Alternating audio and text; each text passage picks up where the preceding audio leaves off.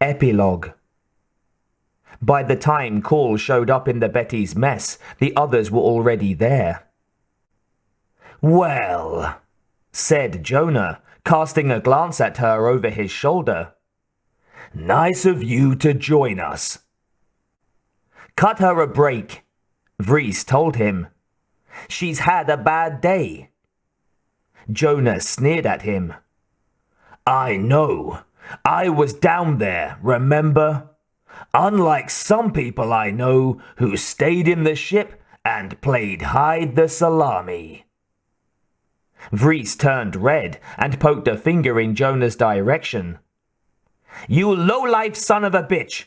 If I wasn't—" "Easy," said Bolero, putting her hand on Vriess's shoulder.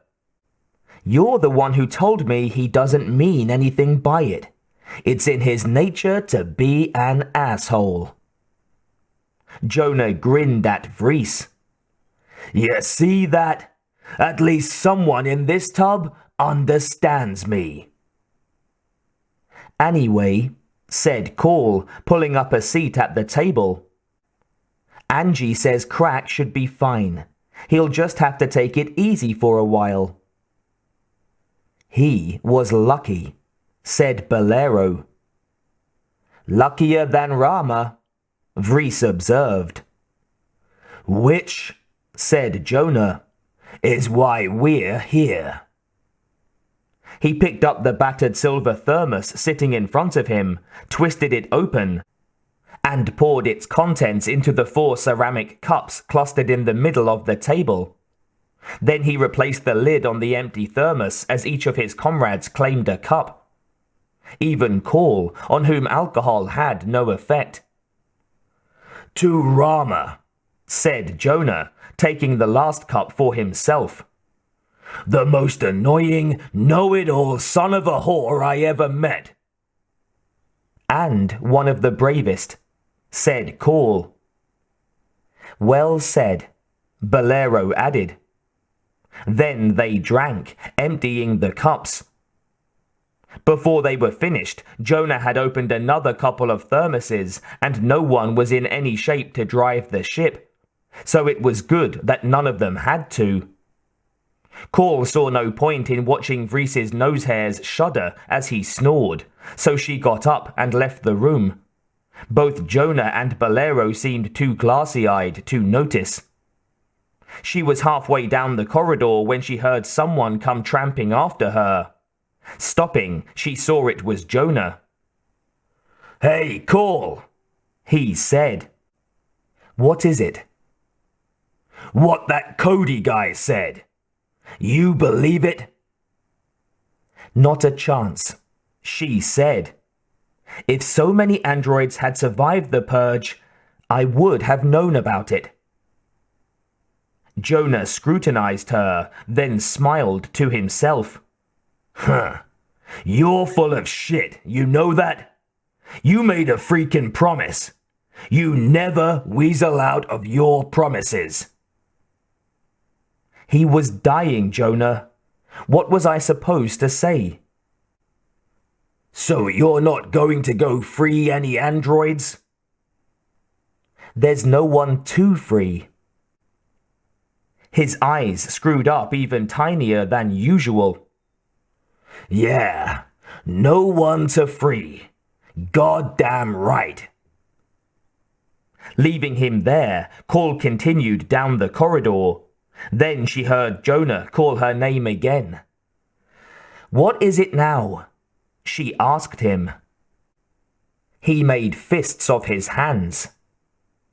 "Whenever you're ready to go help those droid friends of yours, you just say the word. All right?" Call smiled a little. "Are you being nice, Jonah?" He seemed to sober up for a moment. "Huh. You know me better than that, I hope." She shrugged. "I thought I did." "So you'll give me a holler?" Jonah asked. The android nodded. "You'll be the first to know. You butt-ugly pile of shit. Looking satisfied, Jonah staggered back into the mess hall. And Call, having paid her respects to Rama, turned her attention back to the problem of liberating enslaved androids.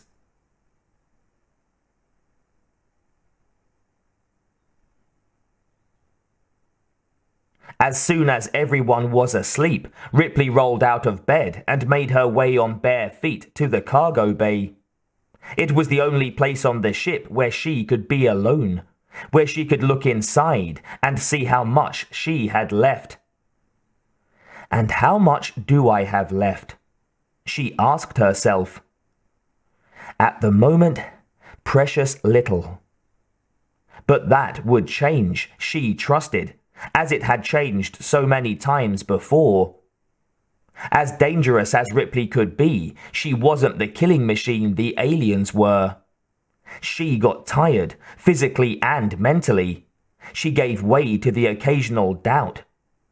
But when the battle lines were drawn, she would be ready. That was money in the bank. As the door to the bay opened for her, she saw that she wasn't alone after all. The dog, which was sleeping in the middle of the room, raised its head when she entered. Rex, she thought, crossing the bay and kneeling beside him. He was a survivor, just as Angie had said. That made Ripley inclined to cut him some slack. The dog sniffed her, no doubt noticing that she didn't smell like other people. Not with the alien's genetic material inside her. But he didn't run away. Another plus, she thought, running her hand along his smooth black back. Just then, the door slid open again, and someone joined her in the cargo bay. Someone who didn't know enough to leave her alone at times like these. She inhaled, sampling the scent. A female, she thought, and not a familiar one. That narrowed it down a bit. Finally, she turned and regarded the newcomer. Beside the long spectre of the bay's support chains, Angie looked even smaller and more vulnerable than she really was. What is it? Ripley asked. I want to help you, Angie told her. Ripley chuckled, but only to let the pain out. People die when they do that. So I've seen. And that doesn't bother you? Angie shrugged. We've all got to go sometime. Brave words for a botanist. Botany's a dangerous business, Angie said, without the least hint of irony in her voice. Apparently, Ripley replied in the same tone.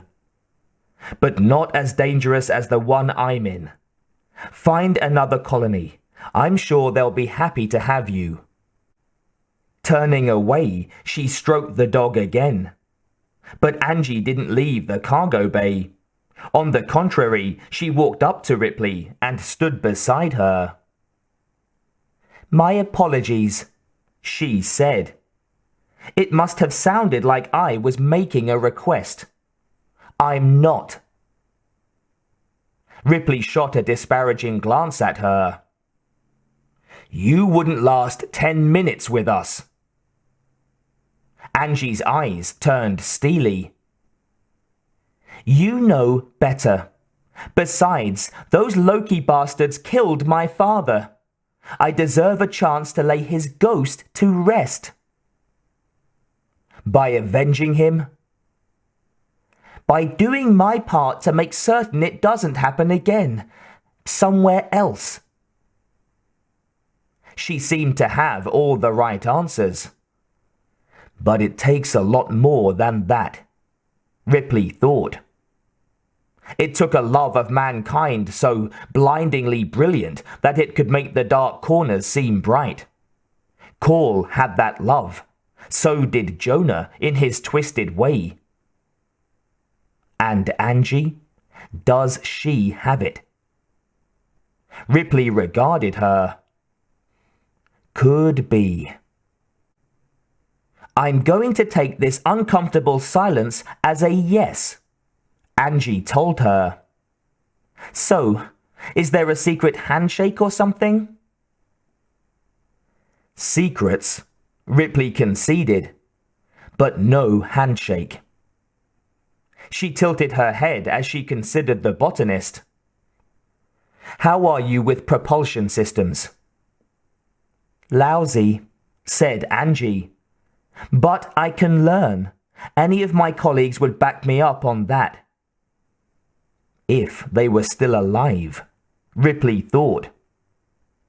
And they might be if I hadn't failed them, as I've failed so many others.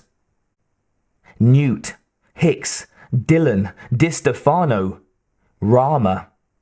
The list was already longer than she could stand. So why would she consider taking on a new piece of meat, one that would sooner or later join the others in oblivion? I would have to be insane. Or needful. She couldn't do the job by herself, and it was too important to leave undone. So as much as she hated the idea, she had to make sacrifices. Your colleagues, she said pointedly, hardly know you. If I were you, I'd do my best to change that. Angie smiled a little. Thanks. Ripley returned her attention to the dog. Thank me after you've been at this for a while. Angie didn't say anything else. She just left the cargo bay, a new and unexpected life opening ahead of her. If a brief one, Ripley couldn't help adding. But there would be some satisfaction in it at first. She was pretty certain of that. They would see some victories in their shadow war. Ripley wondered what Loki would think when it discovered what happened in the domes. How would it explain to the Malakak that their deal had unexpectedly gone sour, that their alien egg hadn't produced the desired result? One thing was certain. The Betty had become too big a pest to be ignored. When Loki came after Ripley and her crew again, it wouldn't be with a lousy little attack vessel. It would be with something big and powerful, something no cargo hauler in her right mind would go up against. Ripley smiled to herself, feeling the darkness slide restlessly within her. Let them come.